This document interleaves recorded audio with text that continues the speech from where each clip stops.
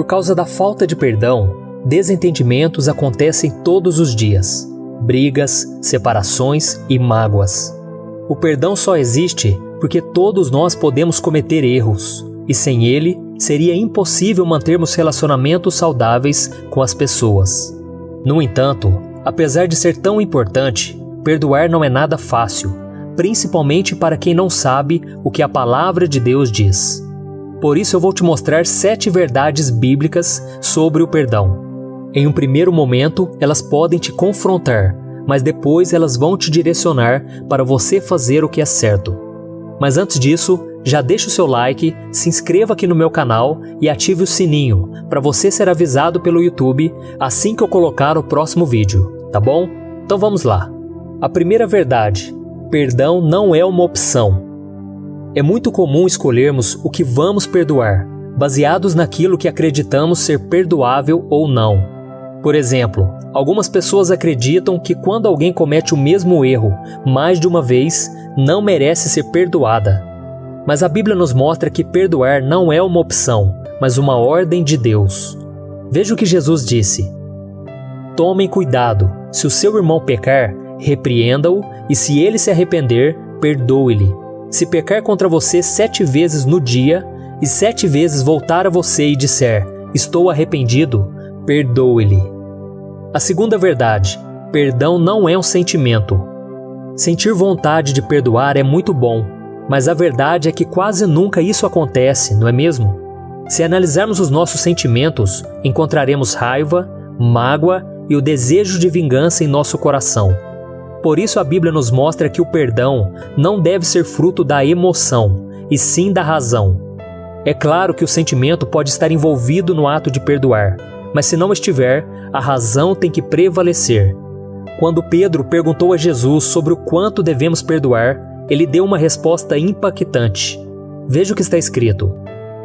Então Pedro aproximou-se de Jesus e perguntou: Senhor, quantas vezes deverei perdoar ao meu irmão quando ele pecar contra mim? Até 7 vezes? Jesus respondeu: Eu lhe digo, não até 7, mas até 70 vezes 7. Nós só conseguiremos cumprir esse mandamento se tivermos uma vontade racional de perdoar e de agradar a Deus. Se formos levados pela emoção, não conseguiremos perdoar nenhuma vez, quanto menos 70 vezes 7. Terceira verdade: perdão fingido não é perdão.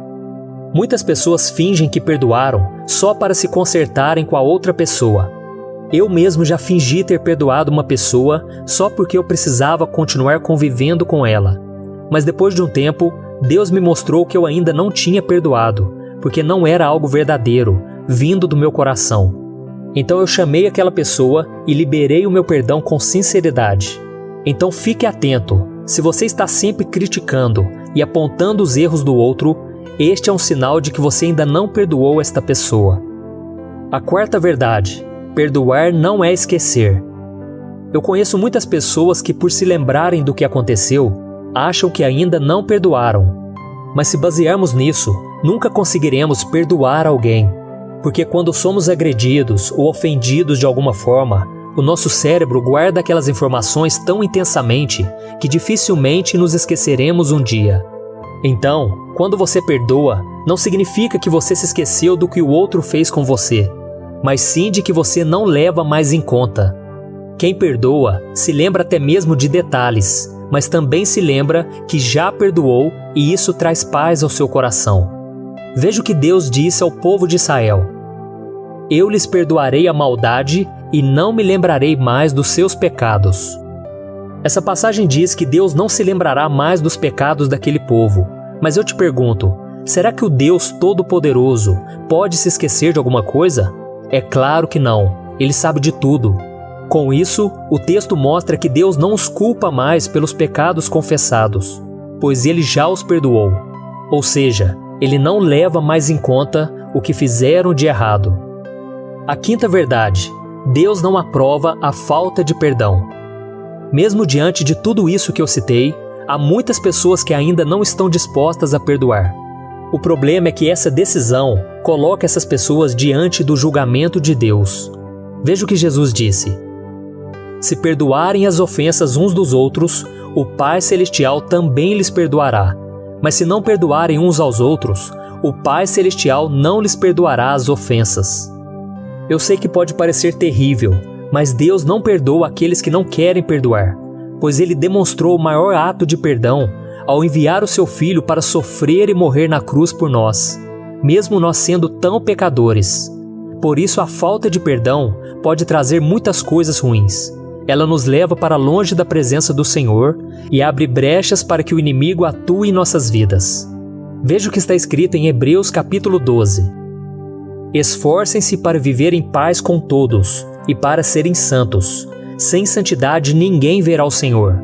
Cuidem que ninguém se exclua da graça de Deus, que nenhuma raiz de amargura brote e cause perturbação, contaminando a muitos.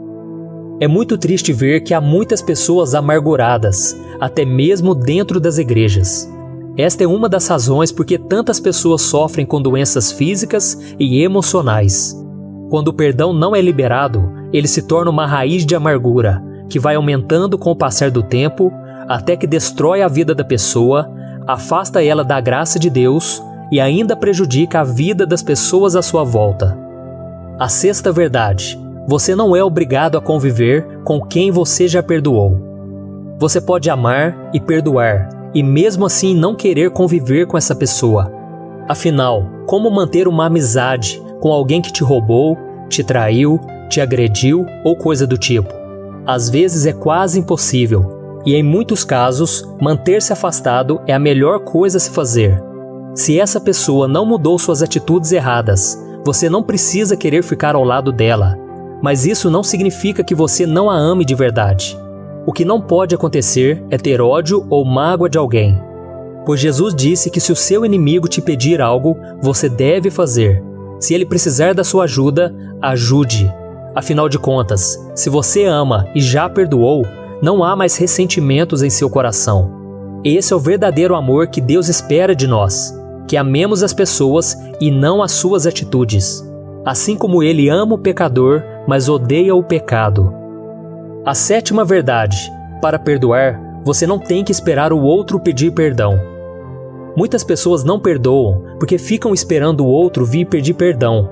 Mas isso é errado, porque alguns nunca vão se desculpar pelas ofensas que causaram. Sem falar daquelas pessoas que nem sabem que nos ofenderam.